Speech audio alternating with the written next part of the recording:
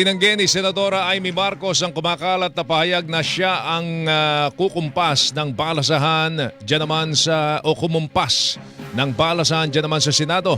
Una nang sinabi ni Senate President Vicente Sotto III na ang nakita niya na posibleng dahilan ng bigo na tangkang kudita ay ang lumabas na draft ng Partial Blue Ribbon Committee Report ukol naman sa flood control scam at ang pagtanggal sa Senadora bilang chairperson ng Senate Committee on Foreign Relations.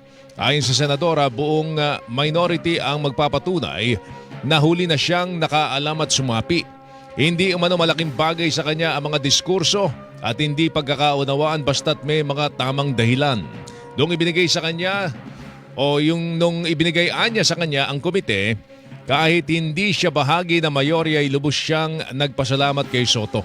Dahil kritiko man siya ng pamahalaan ng kanyang kapatid, wala siyang kahit katiting na inaasahan pagdating po sa anumang pagkilos po sa loob po ng Senado.